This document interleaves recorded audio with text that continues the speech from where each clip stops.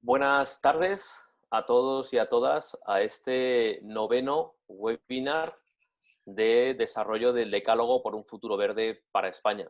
Una herramienta liderada por el equipo en España de The Climate Reality Project Europe y que básicamente cree que las tres crisis que estamos viviendo, la sanitaria, la económica y la ambiental, pueden tener la misma salida si se desarrollan políticas y acciones coordinadas en un mismo sentido. En el día de hoy, el tema que vamos a tratar es la biodiversidad y cómo protegerla e impulsarla es una de las claves para asegurar ese futuro. Y entonces, sin más, recordaros que podéis participar a través del chat de este webinar haciendo preguntas a los ponentes y que si alguna persona no puede ver el webinar entero o si llega tarde, pues va a poder verlo a partir de mañana en nuestro canal de YouTube de Climate Reality Spain. Entonces, sin más, voy a presentar a Ángel Cano, que es nuestro líder climático, director de comunicación y además un experto en muchos ámbitos y director de uno de los principales encuentros sobre temas de cambio climático, como es Despierta, que de hecho acaba de tener hace 15 días su momento álgido anual.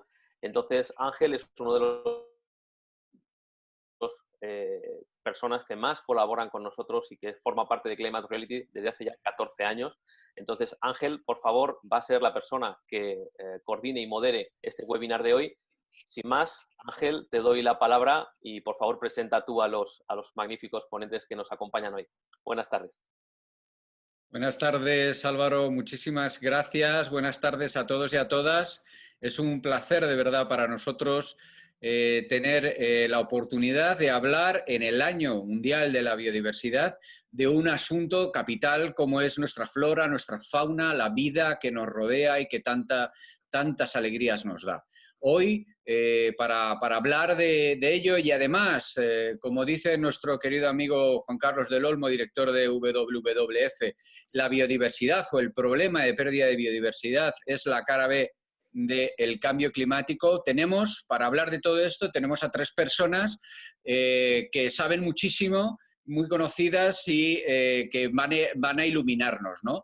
Vamos a dar la bienvenida primero a las chicas, que hay que ser caballeroso, lo cortés no quita lo valiente, ¿no? Entonces, en primer lugar, quiero dar la bienvenida y agradecer de corazón que esté con nosotros a Mar Gómez, jefa de meteorología de la web eltiempo.es. Bienvenida, Mar. ¿Qué tal? Gracias. Un placer estar con vosotros. Tengo que decirte que yo es la web que sigo, ¿eh? O sea que a partir de ahora ya le pongo cara a eltiempo.es y una cara muy hermosa además. Estaréis todos de acuerdo conmigo. Y otra cara también muy hermosa es la de Gemma Rodríguez, que está con nosotros también esta tarde. Es la responsable de especies amenazadas, experta en biodiversidad de WWF. Buenas tardes, Gemma, y bienvenida. Buenas tardes, estamos encantados. Creo que es el segundo debate donde ya participamos y nos encanta estar en este tipo de iniciativas. Efectivamente, yo tenía, bueno, sabes que íbamos a estar juntos en el ciclo al que se ha referido Álvaro, en Despierta, durante el mes de mayo. Al final no pudo ser, pero vino Juan Carlos y tuvimos también un debate en el que hablamos de salud, de la relación de salud y biodiversidad, muy pertinente en su momento porque estábamos inmersos completamente en el tema de la pandemia y bueno, pues fue un debate que, para que la gente sepa, lleva en torno a 5.000 visualizaciones en la página web de La Casa Encendida, con lo cual es un asunto que verdaderamente importa a todos, ¿no? Y bien lo sabe nuestro tercer invitado, que es Luis Miguel Domínguez, naturalista, director del Gabinete de Historia Natural y presidente de Lobo Marley. Buenas tardes, Luis Miguel. Buenas tardes. ¿Qué tal? ¿Cómo estáis? También pues, tengo una cara muy bonita. Muy bonita también. No tan bonita como la de nuestras compañeras, pero bueno, hacemos lo que podemos, ¿no? Yo soy muy enamorado de la mujer. ¿Qué le voy a hacer? Yo es lo que tengo. Pero te digo una cosa, estamos muy, muy felices de que estés aquí con nosotros. Tienes una cara estupenda para lo que has pasado. Sabemos que has estado más de 2 meses en coma, que has sufrido un ictus y el primer mensaje que hay en el chat es para decirte que te echábamos de menos. Así que bienvenido. Gracias. Gracias de corazón. Estoy realmente machacado. Se me han echado además los años encima, pero estoy feliz, muy feliz de estar aquí con vosotros celebrando esta charla, esta aventura común en defensa de nuestra biodiversidad, ¿no? Muy feliz, de verdad.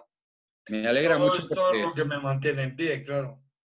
Claro que sí, y es que, mira, de verdad, para nosotros es un honor, para Climate Reality Project es un honor que, y sabes que nosotros hemos contactado varias veces para intentar contar con tus opiniones y con tu experiencia en otros foros. Mira, Sí. ha surgido hoy, yo me alegro muchísimo, ¿verdad? Porque Climate Reality es conocido por la defensa de un cambio en la sociedad donde la innovación y el talento haga frente a este inmovilismo que nos impide enfrentarnos verdaderamente al cambio climático, y personas como tú que llevan tanto tiempo defendiendo bueno, pues uno de los aspectos más importantes que se ven amenazados por el cambio climático, como es la biodiversidad, como son nuestra fauna y nuestra flora, pues que esté aquí y que nos pueda contar su experiencia. Así que te lo agradezco muchísimo. Gracias de corazón, gracias. Para introducir un poquito a la audiencia, yo no voy a tener ningún protagonismo, solo os voy a repartir juego, que me he traído una baraja muy florida. Para que la gente se dé cuenta de por qué hablamos de biodiversidad, quedan en el mundo 35.000 elefantes. Una especie que lleva en el planeta muchos más millones de años que el ser humano. Y estamos matando 3.500 elefantes al año. Eso quiere decir que antes de 10 años, si nadie lo remedia, el elefante no solo será una especie muy amenazada, sino que probablemente se extinga, desaparezca de la faz de la Tierra. Sí. Como Sí, esa especie, hay la muchas pérdida otras. de biodiversidad directamente asociada a la presencia humana es la historia de una traición. Estamos traicionando a lo más sagrado, a nuestros compañeros de viaje. Hemos tenido el gran regalo de aterrizar en un planeta precioso que además está dotado de multitud de formas vivas impresionantes. Y estamos traicionando esa realidad, esquilmando, acabando con ellas. Además, yo diría que la pérdida de biodiversidad es la más nefasta de las soledades. Nos quedamos solos ante el peligro. Acabamos de pasar la punta más terrible de una pandemia. La pandemia, por supuesto, sigue, está por aquí. Y esa pandemia obviamente tiene que ver con la pérdida de nuestros ecosistemas, o sea, del escenario y de la biodiversidad. Hay un fenómeno acuñado por los ecólogos justo en el siglo pasado, en el siglo XX, que es el fenómeno de dilución, que nos dice directamente que nos quedamos solos ante el peligro de los patógenos, de los virus, precisamente al no tener el sistema de amortiguamiento impresionante que nos da la biodiversidad. Es decir, que la defensa de la biodiversidad no solamente es un ejercicio más o menos bien intencionado, sino que además es un ejercicio en el sentido más práctico que va directamente relacionado con la defensa de nuestra propia salud. Yo al respecto he de decir algo. España es una joya en biodiversidad. Es un país cuya biodiversidad es seña de identidad. Daros cuenta de que, por ejemplo, en España están prácticamente representadas todas las especies de murciélagos de toda Europa. Bueno, esto nos sitúa ante una virtud, pero también ante una obligación. No, lo que quiero decir es que España tiene, por una parte, la virtud de ser un país biodiverso, pero también la gran responsabilidad de proteger y conservar esa biodiversidad. Se habla mucho ahora estos días de la marca España. Una vez más se van a inyectar miles de millones de euros, no sé muy bien en qué estrategia, pero algo vinculado con que España recupere su protagonismo y sobre todo su prestigio internacional. Y no veo en ningún caso vinculado a la marca España el patrimonio natural español, el patrimonio natural de este país que debiera ser puesto en valor de verdad y estrechamente vinculado al modelo de desarrollo de futuro de este país nuestro. Un ejemplo claro lo tenemos en el logo, antes lo mencionabas cuando me has presentado, ¿no? El Canis lupus signatus, que es nuestro lobo ibérico. Signatus quiere decir señalado, el lobo señalado, el lobo que tiene en las patas de adelante unas rayas negras que lo señalan y que le hacen distinguible absolutamente de cualquier otra especie de Canis lupus. Bueno, el lobo ibérico aquí es despreciado directamente, es tirado a la papelera, a la basura, es faltado al respeto por nuestras autoridades.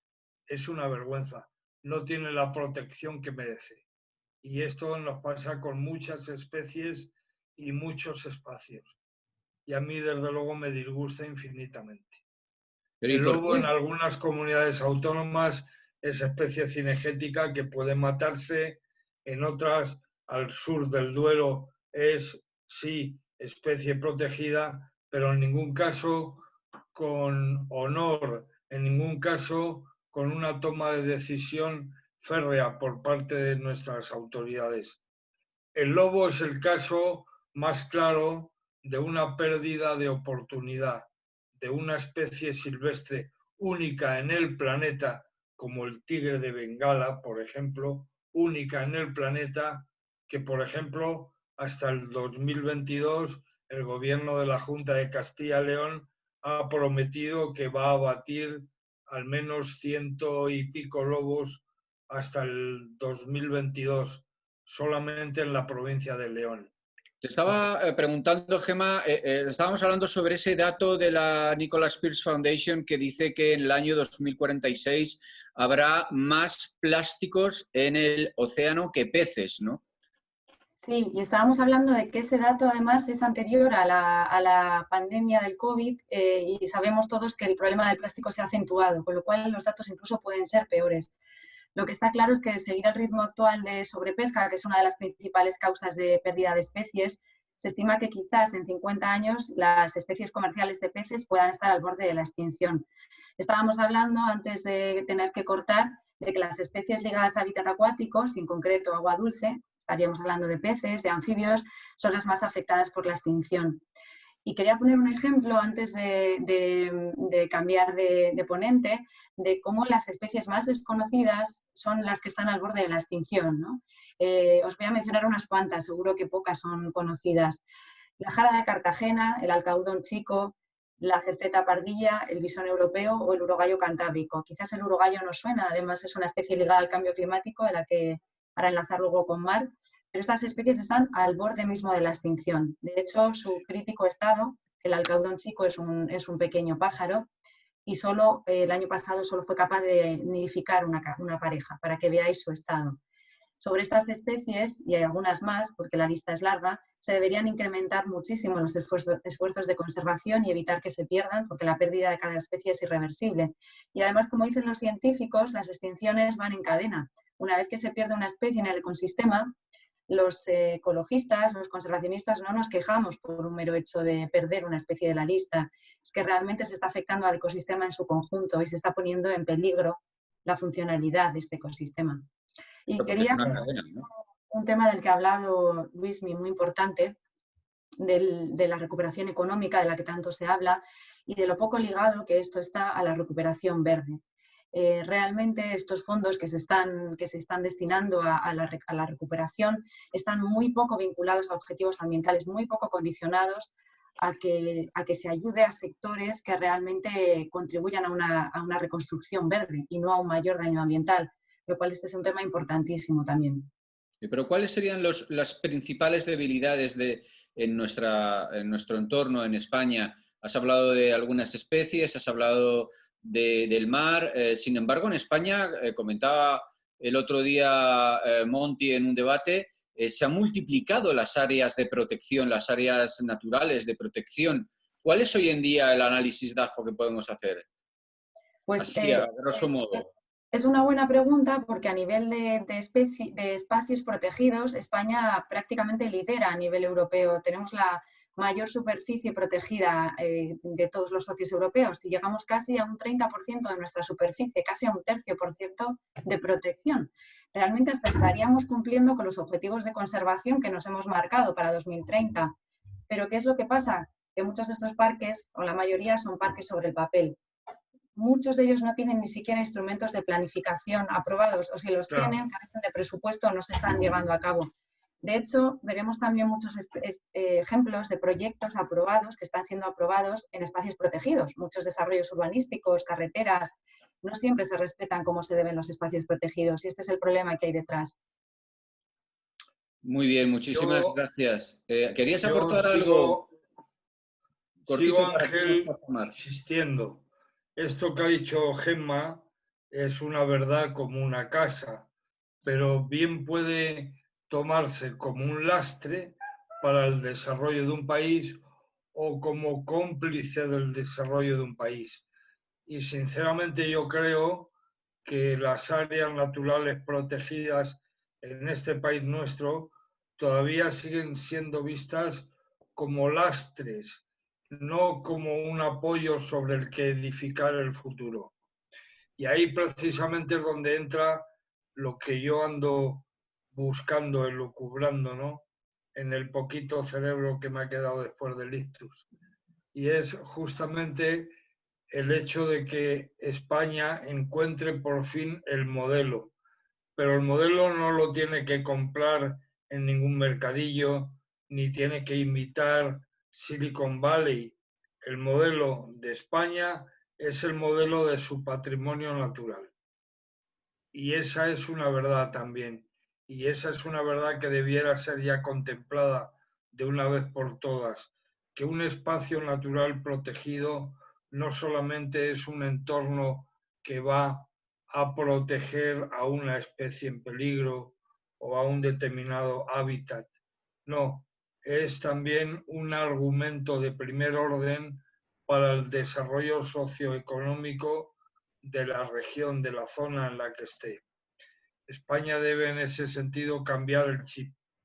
Y ya que todos nosotros por edad hemos padecido el antropocentrismo durante décadas, el ser humano como el centro del universo y todo girando alrededor de él, no estaría de más que por fin contempláramos a la biodiversidad como nosotros mismos, que el ser humano, que la sociedad humana se meta dentro de la biodiversidad y de manera egoísta, por tanto, la proteja y la cuide. Somos parte de esa biodiversidad, estamos ahí. Lo mismo me da en un entorno rural que en un entorno urbano. Lo mismo me da. Lo importante es sentirse partícipe de una gran ópera. Y entonces dentro de la ópera, de la obra, estamos dentro. Somos actores principales. Y no podemos desentendernos con el tema del plástico que comentas ahora mismo.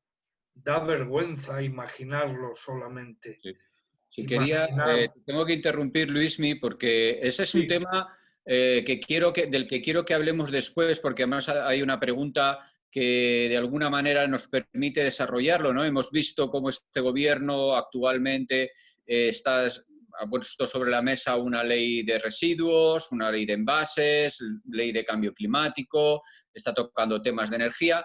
Pero antes de que entremos en qué está haciendo el Gobierno y qué debería hacer, porque a definitivas cuentas en todo debate debe haber una parte de soluciones que me gustaría que viéramos después, quisiera dar también voz a Mar Gómez del Tiempo.es para que nos hable de otra gran amenaza, no solo el ser humano, sino en su acción directa o su falta de respeto a los espacios naturales o su falta de respeto a especies como el lobo que comentábamos antes, o el oso, que me viene a la cabeza, ¿no? Que el oso pardo también es una especie muy significativa en España. El cambio climático está ahí, el aumento de temperaturas provoca y facilita incendios mucho más intensos, mucho más voraces. Nuestra flora y nuestra fauna está ahí, está en esos bosques. Las olas de calor también afectan a otras muchísimas especies. Y, por supuesto, la acidificación del mar afecta a muchas especies marinas. Mar, cuéntanos, a grosso modo, porque tampoco tenemos muchísimo tiempo ya, pero tus 10 minutitos de gloria, como decía aquel, cuéntanos en qué situación está el cambio climático, cómo afecta a España, cómo afecta a la biodiversidad. Sí, no te preocupes que seré breve, creo que con algunos titulares nos vamos a quedar y bueno, Luis me decía antes que tenemos una joya de biodiversidad en España y yo quiero añadir que tenemos una joya en variedad climática en nuestro país, ¿no? O sea, podemos presumir de tener regiones absolutamente maravillosas, pero a la vez también España es el país más vulnerable al cambio climático de la Unión Europea. Estamos muy expuestos. Y afortunadamente, poquito a poco, la sociedad va siendo cada vez más consciente. Nos queda todavía mucho trabajo por hacer. Por ejemplo, el pasado mes de mayo registramos los valores de concentración más elevados de CO2 en la atmósfera desde hace 3 millones de años. Evidentemente, este cambio climático no hay ninguna duda que está propiciado por la acción humana. El ser humano está detrás de esto, lo ha acelerado, lo ha exacerbado muchísimo más. Y bueno, pues sí que querría daros algunas pinceladas, ¿no?, de lo que está pasando en nuestro país, que como digo es un país muy vulnerable al cambio climático. La primera consecuencia y más evidente es desde luego el aumento de las temperaturas. Las temperaturas han aumentado en España desde 1970 del orden de 1,7 grados, que a veces cuando decimos estos valores, nosotros los meteorólogos o divulgadores, ¿no?, parece que es un valor de temperatura muy pequeño, pero es un valor muy significativo y muy importante con un impacto en los ecosistemas muy alto. Cada década en España es más cálida que la anterior. Estamos de los 10 años más cálidos, 7 se han dado en este siglo. Es decir, estamos viendo cómo en las últimas décadas esto está aumentando, con unas olas de calor que cada vez son más intensas y frecuentes y que en un futuro van a serlo aún más. Estas olas de calor vienen principalmente del norte de África, ¿no? En verano es muy típico esa situación en la que entra una masa de aire cálido del norte de África con esos episodios de calima. Y también se plantea que en un futuro, y seguramente Gemma y Luis me sepan muchísimo más que yo en este aspecto, pero pueden llegar más especies invasoras, ¿no? Puede llegar más mosquito tigre, podemos tenerle más aclimatado a un clima que en España está cambiando. Pero no solo en el aspecto terrenal, ¿no?, por así decirlo, sino en el marítimo también estamos viendo olas de calor muy importantes. El océano absorbe el 90% del calor, del CO2, y esto produce que se incrementen las temperaturas, además de la expansión térmica propia del océano y que además haya ecosistemas que se vean muy dañados. Por ejemplo, los corales, bueno, de sobra creo que es por todos conocidos el blancamiento que están teniendo, la acidificación de los océanos y la destrucción que esto implica de todos los animalitos y todos los seres vivos que dependen de los corales. No solo esto, estamos viendo que el Mediterráneo está siendo cada vez más caliente, se está aumentando la temperatura, están proliferando más medusas en las aguas del Mediterráneo y, por ejemplo, pues la Posidonia se está viendo gravemente afectada, se encarga principalmente de tener las aguas limpias, de evitar la erosión en la costa y es una de las especies pues, más afectadas de nuestro Mediterráneo. Hablábamos también de esos incendios, pero antes de hablar de los incendios quiero mencionar que la sequía es verdad que es un fenómeno muy recurrente en nuestro país. Las sequías tienen periodos cíclicos, pero se están agudizando en algunas zonas. En algunos estudios ya vemos que tenemos más de 30.000 kilómetros cuadrados de superficie semiárida ya en España, principalmente el Valle del Ebro, Castilla-La Mancha y el sudeste peninsular. En el sudeste peninsular tenemos dos cuencas hidrográficas que sufren muchísimo, la cuenca del Júcar y del Segura. y en un futuro, y ahora ya se está resintiendo en la agricultura, ¿no? O sea, es un impacto muy directo que estamos viendo. Estas sequías se van a exacerbar en un futuro. Las proyecciones de cambio climático nos indican que entre 2040 y 2070 más de la mitad del territorio español va a tener una superficie semiárida. Con esto implica pues, muchísimas cosas, ¿no? Los ecosistemas, por ejemplo, en Doñana, nuestro paraíso natural del sur, más olas de calor y un clima mucho más seco, ya está influyendo en la reproducción de las aves que paran allí, ¿no? Está afectando a todo lo que le rodea y en un futuro sabemos que esto va a empeorar. Los incendios, pues evidentemente en un clima más cálido y más seco, los incendios están ya a la orden del día. Por ejemplo, en 2017 se quemó un 94% más sobre la media de lo que se suele quemar. Es una auténtica barbaridad. Estamos teniendo, si echáis un poco memoria histórica, ¿no? Para atrás, los incendios que tuvimos en Galicia hace unos años, incendios en Portugal, en la península ibérica, incendios en Canarias, ya empiezan a ser noticia muy, muy importante, siempre lo han sido, pero sobre todo por su virulencia y porque arrasan muchísimas hectáreas. Igual que hablamos de la deforestación y del gran daño que esto causa, hablamos de esta deforestación, entre comillas, por los incendios. Los árboles absorben el CO2, emiten oxígeno y esto no contribuye más que a acelerar ese calentamiento global, ¿no? Los glaciares en España, el 90% está desapareciendo y sobre todo se ha acelerado desde 1980. Monteperdido ha perdido 5 metros de grosor en las últimas décadas. Algunos de los espacios naturales, ¿no? Que albergan más biodiversidad en nuestro país, pues se están viendo gravemente afectados. Os hablaba de Doñana. El delta del Ebro también se está viendo muy afectado, además va a estar muy expuesto a inundaciones, porque igual que hablaba de esas sequías, hablo también de inundaciones en muchas regiones por las danas, que bueno, están ahora también muy de moda, ¿no? Hablar de las danas, pero es que en realidad están siendo más frecuentes. Son esas borrascas que tienen aire frío en altura y que al interactuar con un océano más cálido, con una superficie también más cálida, producen unas tormentas muy severas junto con la orografía de la zona, sobre todo en la región del Mediterráneo. Pues esto puede producir inundaciones en regiones que no estaban acostumbradas y donde la biodiversidad no estaba acostumbrada a lidiar con este tipo de problemas. Sierra Nevada también muy expuesto. Vemos también, los meteorólogos vemos muy frecuente ahora el fenómeno de la nieve sandía, que es un fenómeno por el cual la nieve se tiñe de color rosa debido a unas algas que reaccionan a la radiación ultravioleta. Y esto a la vez lo que hace es reducir el albedo. El albedo es la capacidad de una superficie de reflejar la radiación solar, por lo tanto de devolverla al espacio y de que no nos quedemos con ella. Esto es la pescadilla que se muerde la cola, se acelera muchísimo más.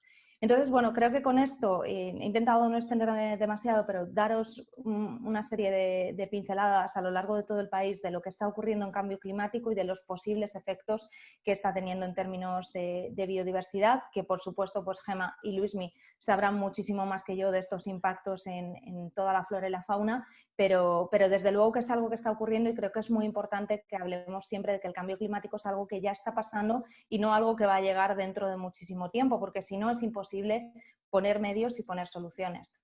Nosotros en Climate Reality tenemos una diapositiva, lógicamente, que nos ha proporcionado Al Gore y su equipo de científicos, que proyecta en un escenario de emisiones intermedias un aumento de temperatura entre 3 y 4 grados para 2080 en la península ibérica. Y hay un informe de Greenpeace que dice, este es un informe internacional, que dice que un aumento respecto a niveles de 1990 de más de 2 grados implica la desaparición de más del 50% de la flora y la fauna. Vosotros en el tiempo.es o en tu equipo, amigos seguro y tienes meteorólogos, ¿tenéis algún modelo que pueda predecir en las próximas 2 décadas, estamos hablando a lo mejor hasta 2050, porque a mí muchas veces se me antoja que los planes que se establecen en Europa y tal y cual, de 2050 haremos no sé qué, a mí se me hace todo muy largo, ¿no? ¿Tenemos algún modelo que nos diga en 2050 qué temperatura por encima de la actual tendremos? ¿Tendrías algún dato? A ver, lo que tenemos que hacer, y es crucial, es no excedernos del 1.5, ahora estamos en 1.1, a mediados de siglo. Es decir, en 2050, si pasamos de ese 1.5 grados, Como bien decías, a través de todos esos informes, tanto la biodiversidad como nuestra vida cotidiana, absolutamente todo el planeta se va a ver gravemente repercutido. Nosotros, sobre todo, nos basamos en los informes del Panel Intergubernamental de Cambio Climático, el IPCC, que al final reúne a muchísimos científicos alrededor de todo el mundo. Yo he tenido la suerte de trabajar con algunos de ellos y son unos estudios altamente fiables. Es con ello con lo que trabajamos realmente. Hay simulaciones y hay proyecciones climáticas a través de diferentes fuentes en las que podemos ver en distintos escenarios cómo se plantearía. Pero como bien decías, la horquilla, dependiendo del escenario más optimista o más pesimista, en España oscila entre el 1,8, 2 grados hasta el 6 grados que puede alcanzarse, por ejemplo, en la región de Murcia. Entonces yo creo que lo que hay que recalcar muy bien es que no podemos excedernos de ese 1,5 y precisamente las medidas que se intentan tomar es para eso, pero como también decías, quedan muy lejos. Siempre se habla de vamos a hacerlo en 2050, es que quizás esto lo teníamos que haber hecho ya hace 20 años, no ahora mismo. Gracias, Mar. Gemma, si fueras la presidenta del gobierno, ¿qué pondrías sobre la mesa del Consejo de Ministros? Bueno, la verdad es que tenemos bastante claro qué le pediríamos a la presidenta o presidente del gobierno en este caso, así que creo que lo tengo claro porque sería lo mismo que venimos pidiendo desde hace tiempo. Y le pediría, en primer lugar, una apuesta más decidida por las políticas de conservación. Ya lo decía Luis Miguel también, tenemos que ser un referente en conservación, ese es nuestro principal pilar. De hecho, somos la Costa Rica de Europa en biodiversidad. Por lo tanto, nuestra política de conservación de espacios debería ser muchísimo más ambiciosa y tener recursos. Me gustaría preguntarle al Gobierno cuáles son los recursos que se destinan a biodiversidad. Ahí veríamos dónde está una de las principales carencias. ¿Hay alguna partida en los presupuestos generales del Estado a biodiversidad? Seguramente no específica y seguramente sea muy pequeña. Pero continuando en qué le pediría al presidente, o si fuera presidenta del Gobierno, esta apuesta decidida por la conservación debería pasar, por ejemplo, por prevenir esas grandes amenazas. Por ejemplo, están muriendo cientos de miles de aves en las líneas eléctricas cada año por electrocución y por colisión. Es urgente y necesario reformar estas líneas eléctricas, implicar a las empresas eléctricas en ello, que tienen parte de responsabilidad ambiental también en ello, y abordar también el tema de los atropellos, identificando puntos negros y permeabilizando las infraestructuras. Pero también hay que abordar las políticas sectoriales, que son las que realmente están incidiendo y están impidiendo la conservación de la biodiversidad o están provocando la extinción de especies. En este sentido, ahora y este año más importante que nunca, lo que haría sería formular una PAC verde, una política agraria común. La política agraria común es la que más presupuesto tiene de la Unión Europea, es el fondo más amplio, digamos, y más grande, y sin embargo los objetivos ambientales son muy mejorables, de hecho son bastante escasos. Lo que venimos pidiendo es que la política agraria común sirva para financiar bienes públicos, es decir, aquellos cultivos que están siendo muy contaminantes, que usan abundantes pesticidas, que roturan el suelo, que producen erosión, o que son muy intensivos en insumos y en producción, no deberían ser subvencionados con dinero público, porque no están produciendo bienes públicos y muchas veces tampoco alimentos de calidad. Ese dinero, esas subvenciones públicas, sí deberían ir para explotaciones más extensivas, para la ganadería extensiva, para la agricultura más extensiva, ecológica, etc. La regenerativa, que el otro día hablamos de ella. Regenerativa, sí que nos habló nuestra compañera también Celsa. Hay un objetivo muy ambicioso en la Estrategia Europea de Biodiversidad. Si fuera presidenta del Gobierno, me inclinaría por cumplir de una vez con los objetivos que nos marcamos a nivel europeo.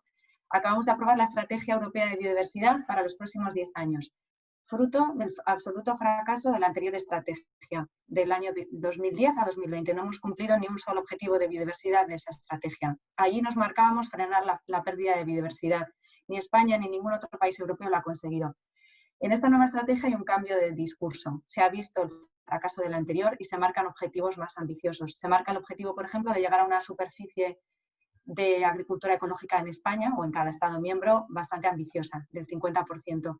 Si fuera presidenta del Gobierno me pondría en ello. Utilizaría las subvenciones públicas para esto, no para subvencionar explotaciones con bastantes externalidades negativas. También venimos pidiendo que se reformule o que se haga un plan de extracciones de acuíferos. La agricultura está, no solo el cambio climático está disminuyendo los recursos hídricos, sino la agricultura, el uso intensivo que se hace del agua y muchas veces la sobreexplotación en acuíferos ya sobreexplotados está desecando estos acuíferos y por lo tanto los hábitats que alimentan los acuíferos, marismas, ríos, etcétera. Esto es una causa directa de pérdida de biodiversidad y creemos que debería hacerse un plan de extracciones que no existen. Claro, pero aunque fueras presidenta de gobierno, si no te apoyara la población sería muy complicado. Y en esto le voy a preguntar a Luismi, que es divulgador, si cree que solo con divulgar y con concienciar y con contarle a la gente la importancia que tiene es suficiente. ¿Qué crees más que deberíamos hacer? Luismi, no sé si me oyes. Sí, te he escuchado perfectamente.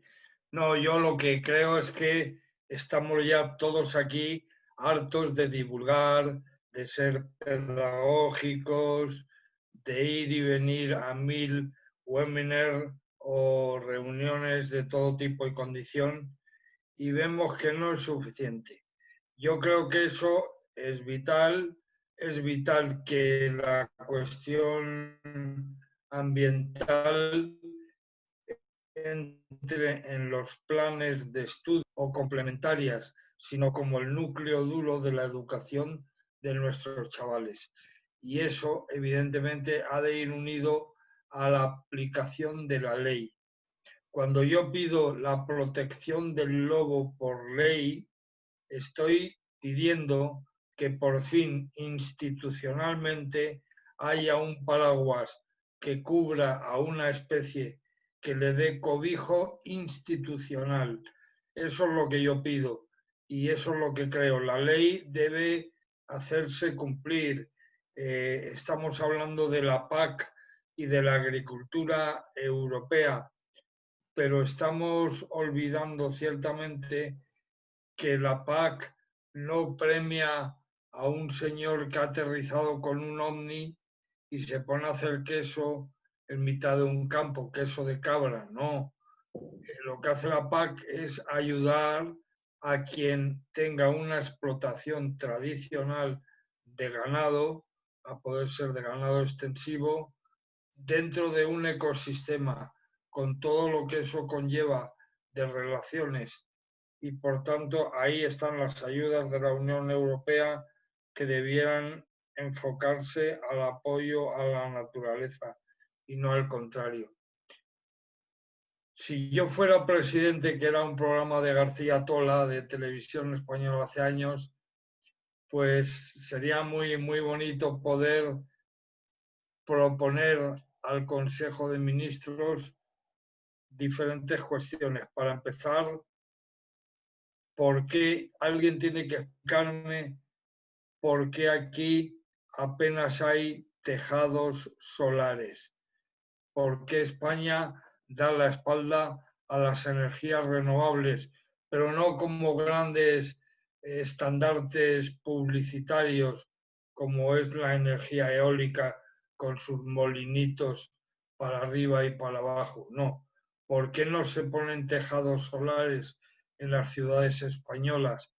¿Y por qué si lo hace Inglaterra? ¿Por qué si lo hace Alemania? Países que tienen, por supuesto, muchas menos horas de sol que el nuestro. ¿Por qué eso no se hace? Bueno, vamos a ver, seguramente nos daremos cuenta que hay lobbies de lo contrario a lo que aquí estamos comentando. Nos daremos cuenta de que alguien está haciendo su pingüe negocio con la antinaturaleza. Y lo más importante, lo que no paro de decir, marca España el águila imperial ibérica, marca España la Costa da Morte, marca España la Alcarria de Guadalajara, ese lugar que, como decía Camilo José Cela, la Alcarria es ese lugar a donde a la gente no le da la gana ir, pero cuando uno va descubre que aquello es un paraíso y que aquello es marca España, sin duda alguna, que España debe potenciar esa serie de símbolos y aferrarse a ellos y por tanto protegerlos como parte indudable e indivisible de nuestra realidad. Sin duda, sin duda. Pero eso depende de los políticos, ¿no? Totalmente. Totalmente, estamos un poquito en manos y sin embargo, bueno, yo por lo menos estamos huyendo últimamente, como comentaba antes, que este gobierno actualmente saca una ley de residuos, de cambio climático, de envases, toca el tema de la energía, quita el impuesto al sol y de alguna manera está intentando, con una ley que va a salir dentro de poco, regular el mercado. Pero luego son ignorantes profundos en temas de biodiversidad. O sea, esto es una asignatura pendiente general. ¿No creéis que es que no tiene suficiente peso en el currículum escolar? Sí, ciertamente. Ciertamente, tal cual lo dices. Es verdad que en esto también hay una tecnocracia que parasita sobre el gran hecho de la conservación de la naturaleza.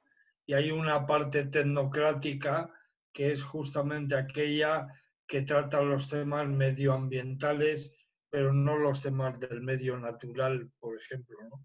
Sí. Entonces, yo estoy absolutamente de acuerdo. También he de decir, para romper una lanza, he de decir que por primera vez tenemos un gobierno donde la transición ecológica está en el título, es el titular del ministerio, ¿no? Y a mí eso me parece muy positivo. Hemos asistido durante décadas a un montón de ministerios de medio ambiente, ordenación del territorio, pesca y alimentación, por ejemplo, ¿no? Sí. De eso hemos tenido mucho, ¿no? Mezclar las churras con las merinas, ¿no? Me parece muy interesante eso que dices, porque es muy cierto que esta es la primera vez que tenemos un ministerio con la palabra ecológico en su nombre. Y Sí, eso es muy positivo. Es fundamental. Quisiera que Gemma y Mar, porque nos quedan ya menos de 10 minutos, ya estamos casi en las 6 y con la interrupción pues vamos un poquito más justitos. Bueno, antes de ello quisiera nombrar un poquito cosas que nos han comentado, por ejemplo, en el chat respecto a la PAC, que la habéis nombrado varios, ¿no? En algún que otro momento decía, a ver si lo encuentro por aquí. Bueno, estaba diciendo que por qué le cuesta tanto a la PAC regular el tema de los pesticidas o incluso apoyar una agricultura sin pesticidas. Eso también influye en la biodiversidad, ¿verdad? O promocionar ¿por qué promociona los monocultivos, ¿no? Por uno de los temas que se han tocado. Pero yo quisiera en estos minutos últimos que habláramos de signos esperanzadores. Creo que hay, pues igual que estábamos hablando de estas políticas que hemos visto que se están empezando a poner y que durante muchos años no se trataban, me gustaría que me comentarais qué es lo que ilumina vuestro corazón, que sois los tres de alguna manera activistas, que estáis enfrentándoos todos los días. ¿Qué os mantiene en la lucha? Porque estoy seguro que hay signos. Y quisiera empezar preguntándole a Mar, que es la que menos ha hablado, en la ley de cambio climático que se está tramitando, ¿ves signos positivos? Veo o quiero verlos, ¿no? Porque al final yo soy una persona bastante optimista, entonces quiero creer que lo que he plasmado ahí se va a cumplir. Desafortunadamente también llevo oyendo muchas promesas desde hace mucho tiempo o intentos de cambio, ¿no? Entonces, yo sí creo que vamos a poder lograr mitigar ese calentamiento para mediados de siglo y sí que vamos a poder reducir las emisiones. Quiero también mencionar que durante este confinamiento, al menos a mí, me han llegado muchas preguntas sobre si realmente el hecho de que hubiéramos estado confinados había mejorado el medio ambiente, había mejorado la calidad del aire.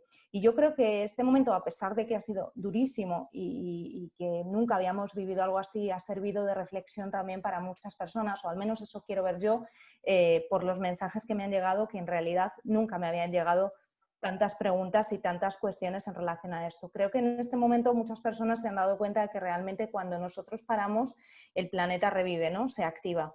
Y que realmente haciendo esos pequeños cambios, entre comillas, y modificando ciertas cosas, podemos conseguir grandes resultados.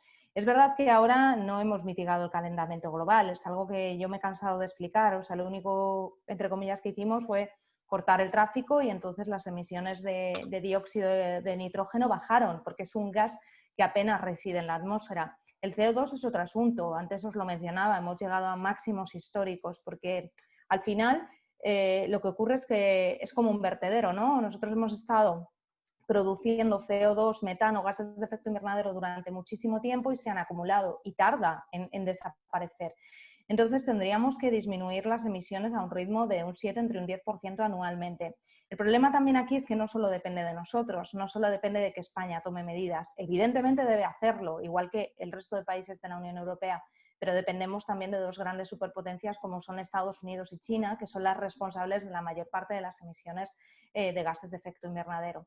Entonces yo confío en España, confío en las medidas que se pretenden tomar, pero me gustaría ver más signos a nivel internacional y a nivel global, porque realmente al final la polución, que es los gases de efecto invernadero, que principalmente son los responsables del cambio climático, no vale de nada si nosotros intentamos mitigar ese efecto y por otro lado pues se están incrementando. Entonces, bueno, yo sí soy optimista, creo que ya estamos empezando a ver graves consecuencias, internacionalmente las estamos viendo. En Estados Unidos, por ejemplo, pues el año pasado los incendios de California fueron terribles, los incendios de Australia que devastaron gran parte del continente.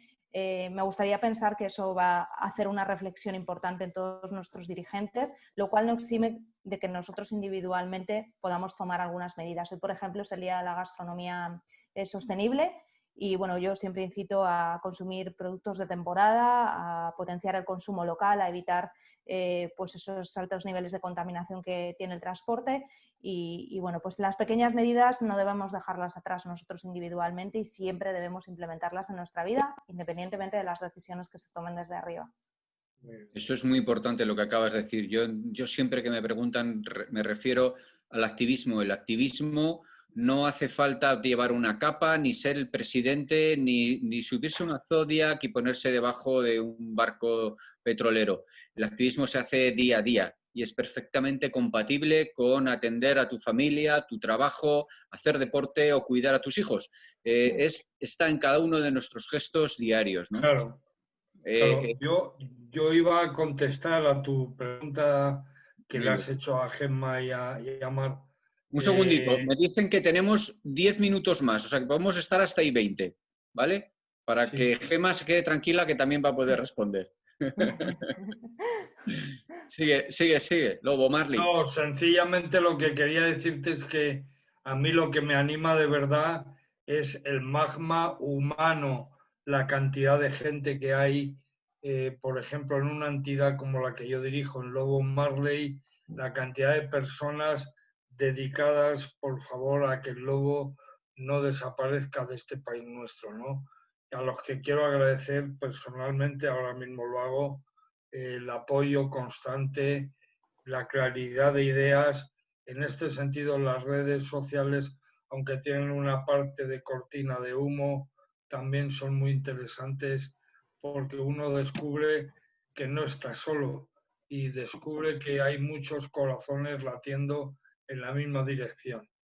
Yo creo que con ese capital, sin desaprovechar ese capital, sin desilusionar a la gente, tenemos sin duda un futuro sostenible basado en la sociedad civil, que es quien ha de tomar las riendas de este caballo desbocado, la sociedad civil, y eso es lo más importante.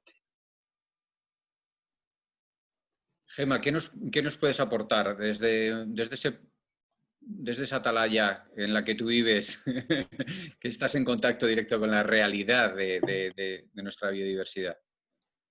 Pues motivos de esperanza afortunadamente hay. Juan Carlos del Olmo también dice siempre, mi jefe, que somos la primera generación que tenemos a nuestro alcance todo lo que se necesita para salvar la biodiversidad. Tenemos el conocimiento y tenemos de qué es lo que está pasando y tenemos las herramientas. Es la primera generación que reúne estas dos condiciones.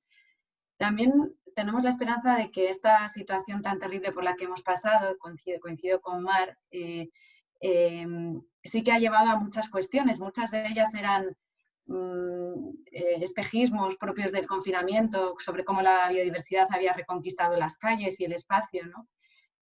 Pero más que ante todo lo que ha servido es para poner de manifiesto la importancia de la biodiversidad. Ha habido muchísima inquietud y muchísimas preguntas respecto al papel de la biodiversidad por prevenir zoonosis. Y creo que se ha entendido el mensaje de lo importante que es el trato a nuestra fauna salvaje y a la conservación para prevenir este tipo de pandemias, ¿no? Surgimiento de enfermedades animales. También llena de bastante esperanza el ver que ante la recuperación verde, la recuperación que tenemos por delante, ha habido un acuerdo grande de grandes empresas, de ONGs y de algún gobierno en pedir una reconstrucción verde. Es cierto que luego la realidad nos deprime un poco porque las políticas no están siendo tan en la línea de la sostenibilidad como pedimos, pero sí que ha habido voces que se han alzado pidiendo esta recuperación verde, cosa que en el pasado no había sido tan evidente. Y también creo que tenemos que resaltar otras dos cosas. Los jóvenes se han unido a esta lucha. El movimiento Fridays for Future y otras muchas organizaciones están pidiendo, no solo están levantando la voz por el cambio climático y por la emergencia climática, sino también por la emergencia ambiental. Creo que hay un activismo nuevo y fuerte en este sentido. Y luego también hablar positivamente de las nuevas políticas de conservación. Es cierto que son políticas, es cierto que se tienen que reflejar, que financiar, pero estamos viendo que hay un cambio de discurso. Sobre todo yo llamaría la atención sobre la nueva estrategia de biodiversidad 2030 que os animo a leer.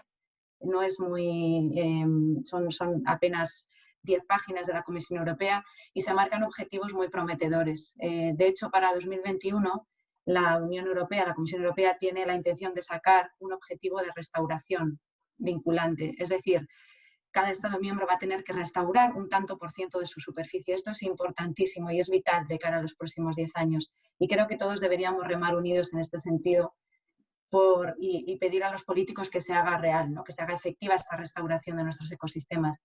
Hay síntomas, hay motivos para la esperanza, pero hay también motivos para no dejar de esforzarnos para que se cumpla. La esperanza es un bálsamo que adormece también.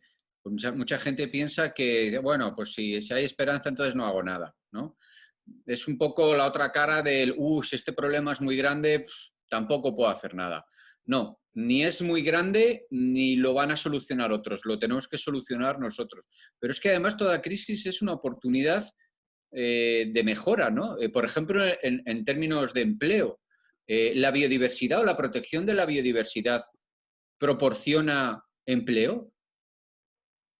Sí, de hecho está cuantificado por la Comisión Europea. Se habla de que 1 de cada 6 empleos en la Unión Europea depende directamente de los recursos naturales, ya sea la producción maderera, la pesca, pero también se habla de que la protección, la conservación de nuestros espacios puede generar un beneficio de miles de millones de euros y de que crea empleo en torno a actividades como el turismo, como la ganadería extensiva, etc. Sí que genera empleo directamente. Sí. Y también, por ejemplo, tenemos el sector de las renovables, ¿no? Como ejemplo, y cómo invertir en este sector es positivo para la naturaleza y para el empleo. ¿Quisierais aportar algo en esta línea, Luismi, Omar? Porque en la lucha contra el cambio climático, por ejemplo, pues como estabas apuntando, Gema, en términos de transformar el sistema energético, ahí hay muchísimo empleo, pero también en la gestión de los residuos, en la gestión del agua. Claro. Realmente cuidar la naturaleza es una bolsa de empleo enorme, ¿no? Totalmente, sin duda. Y España debe ponerse las pilas en esa cuestión. Yo tengo la sensación de que, a diferencia de otros países, el nuestro, así como es muy vulnerable al cambio climático, como hemos visto, también es verdad que es un país perfecto para salir este momento agudo en el que estamos a través de una puerta esplendorosa y verde. España debe encontrar el modelo y el modelo está ahí, está en la conservación del medio natural. Mira, es curioso, pero España, que es líder en materia turística, ¿no? Todos sabemos que nuestro país tiene cosas que aportar al respecto, es el mismo país que si entras en la página web de Paradores Nacionales, que es el buque insignia, digamos, de repente te cuesta mucho trabajo vincular el Parador de Toledo al Parque Nacional de Cabañeros, por ejemplo, ¿no? Y a mí esto siempre me ha parecido inadmisible. O sea, yo voy a pasar 2 noches al Parador Nacional de Toledo y nadie me explica que tengo un parque nacional maravilloso cerca. ¿Qué mierda es esto? Y esto es tan habitual que demuestra una incompetencia supina y muy peligrosa. España no ha prestado atención a su patrimonio natural, no le ha prestado atención solamente en materia cinegética o en materia de explotación directa de los recursos, pero España como base, como fondo, como forillo del escenario, nunca ha tenido en cuenta su patrimonio natural.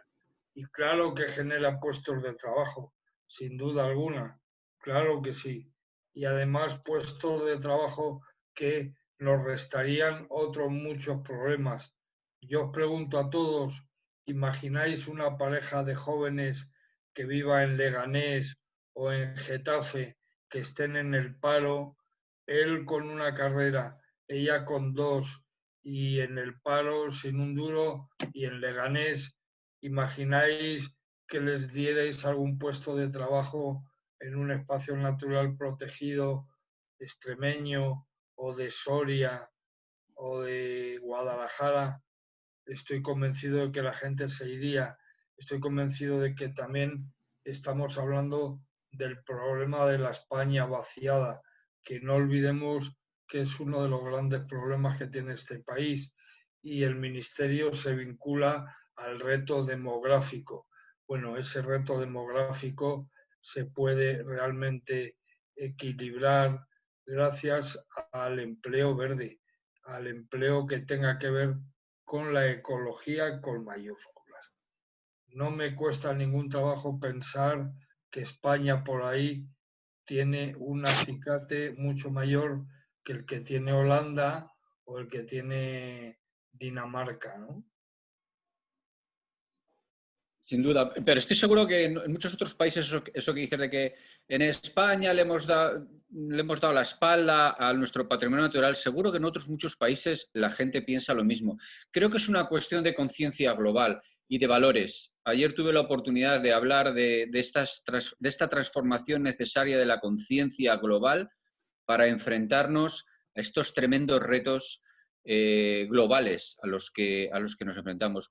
Sí que estoy de acuerdo con Gemma también en que la nueva Comisión Europea, por lo menos el innombrable, la mujer está con este nombre innombrable, la holandesa, que a pesar de ser cabeza de un partido conservador, está mostrándose extremadamente determinada a aplicar políticas de protección y de lucha frente al cambio climático. Eso es muy esperanzador. Pero creo que mientras no cambiemos ciertos valores, no sé si os ha pasado lo mismo, pero a mí, cuando me he puesto de nuevo a conducir y he salido de nuevo a las carreteras, todo lo que veo son subs, grandes coches 4x4, todos súper modernos, todos enormes, con una sola persona adentro. Y a veces me siento realmente intimidado y impactado por esa necesidad que tiene la gente de tener un coche súper grande, súper contaminante, una casa súper grande. Eso tiene que ver con los valores y con la conciencia global, ¿no? Con lo que estamos vendiéndonos los unos a los otros como que es positivo. Mientras... Sí. mientras ese enfoque no cambie, me parece que va a ser muy difícil, porque a toda esa gente, y yo creo que esta ya es la última pregunta porque nos quedan 3 minutos, os doy 1 minuto a cada uno. ¿Qué le diríais, no a los que ya están convencidos, sino a los que no lo están, a esos que priorizan tener un coche muy grande aunque contamine y que les importa un bledo no reciclar o les importa un bledo que el lobo desaparezca? En 1 minuto, por favor, ¿quién quiere empezar? ¿Qué les diríais a esa persona para convencerla de que este asunto es relevante y clave? A ver, ¿quién se atreve primero? Luismi. Bueno, yo creo que lo que nos mueve aquí a todos es pensar en las siguientes generaciones. Creo que individualmente quizás hay cierto egoísmo a vivir por encima de nuestras posibilidades y a tener cada vez una casa o un coche más grande, y eso es difícil de cambiar, más allá de decir que eso no trae la felicidad, ¿no? Pero es una labor de los psicólogos casi, pero creo que si apelamos a las futuras generaciones, a nuestros hijos y a nuestros nietos, quizás podamos cambiar algo en este comportamiento y hacer ver que eso, justo lo que has comentado, Ángel, es la causa de todas las amenazas. El consumo desmedido, el consumo por encima de nuestras posibilidades, está detrás de la sobreexplotación pesquera, de la caza, de la extracción de minerales. Es la causa principal y es la que hay que abordar, sea como sea. Y eso me lleva a pensar, ¿no? a volver a decir esas grandes subvenciones que se están dando a la industria automovilística sin ninguna condición ambiental. Ahí está la raíz del problema, en cómo el gobierno además está fomentando ese consumo. Claro, ahí tengo que poner una aportación, porque yo que tengo mi coche ya que se cae, estoy muy sensibilizado porque además vivo en mitad del campo, necesito un coche y ahora te dan 4.000 euros si te compras un eléctrico y 1.000 si te compras un híbrido. Y por supuesto nada si te compras uno de combustión. Esto es una ley que acaba de salir. O un programa. No te quiero llevar a contraria porque a lo mejor no estás puesta al día de exactamente de lo que acaba de salir, pero yo que estoy viviéndolo, me ha gustado pensar que sí, que me van a dar 4.000 si me compro un eléctrico. Ahora, el mercado no tiene oferta de eléctricos. Hay muy, muy, muy poco eléctrico. Luismi, 1 minutito corriendo, que me quedan 2. O Mar, primero la chica y terminas tú. Sí, nada, solo comentaros que creo que es muy importante ir hacia una movilidad mucho más sostenible, ya no solo cuando cambiemos nuestro coche, que me pasa como a ti, yo también vivo en las afueras, ¿no? En cierto modo dependes a veces del vehículo privado, pero creo que sí se crea una red muy buena de transporte público para que todas las regiones, ¿no? de las comunidades estuvieran muy conectadas. Al final todos usaríamos el transporte público si realmente... Al final a todas las personas nos importa mucho el bolsillo, desgraciadamente, ¿no? Y creo que sería una buena solución. Y estoy de acuerdo con Gemma, creo que apelar por las siguientes generaciones es una buena estrategia y creo que también hay que cambiar los modos en los que educamos, ¿no? Desde pequeños a los niños en los colegios, nosotros en casa. Hay que introducirles una serie de valores muy positivos, apreciar la naturaleza, el mundo que nos rodea, aprender a mirar al cielo, que yo es algo que siempre intento inculcar a todos los peques que se me acercan, y aprender a apreciar todas esas señales que nos da el planeta de alarma y también de optimismo. Y creo que ese es un buen mecanismo. Muchísimas gracias, Mar. Luismi, tenemos nada, 40 segundos, cuéntame. Hombre, yo le diría a esa persona, piensa que aunque tú puedas, el planeta no puede. Porque claro, hay gente que dice, bueno, yo me ha costado mucho ganar X dinero y tener el nivel de vida que tengo y entonces me lo gasto en lo que quiero y como quiero y tal, ¿no? Bueno, aunque tú puedas, el planeta no puede. Y esto ya sé que no sirve para nada porque parece una entelequia, ¿no? Pero la vida son 4 días, imbécil. Yo metería la palabra imbécil por algún sitio, pero tengo ganas de hacerlo. La vida son 4 días, idiota. Y entonces, vívela... Haces bien, ¿no? Vívelas bien. Claro, vívelo de manera acorde. Claro. Sí. Bueno, chicos, muchísimas gracias. Mar, Gemma, Luismi, un placer esta conversación con vosotros. Espero que hayamos convencido a alguno. Muchas gracias a todos los que estáis en el chat habéis hecho aportaciones estupendas. He ido metiéndolas no de forma de pregunta directa, sino de alguna manera guiando los temas para que pudieran tener respuesta. Gracias a todos. Y ahora ya está Álvaro, nuestro coordinador, con nosotros. Gracias de verdad, de corazón. Ha sido fantástica esta conversación. Nada, y además yo creo que hemos superado los problemas técnicos juntos y juntas de manera magistral. De hecho, mañana en el canal de YouTube estará perfectamente estructurado y montado sin una pequeña parte que ya sabéis. Entonces, simplemente quería daros las gracias. Fantástico, Ángel, fantástico a los tres, y simplemente recordar a todos los que estáis que esto está integrado en un concepto que es el Decálogo por un futuro verde para España, que además os he compartido en el chat, y que sepáis que este era el 9º webinar y que el próximo jueves os animamos a que a la misma hora, a las 5, volváis a estar atentos porque tendrá lugar el 10º webinar dedicado precisamente a un tema que hoy ha salido transversalmente, como es la importancia de una agricultura sostenible y un concepto de cercanía y de autosuficiencia. Entonces, básicamente, que sepáis que tendremos otro debate con unos ponentes de nivel como ha sido este. Muchísimas gracias a todos y a todas, y nada, hasta la próxima. Gracias. Gracias. Gracias, Mar, Gemma.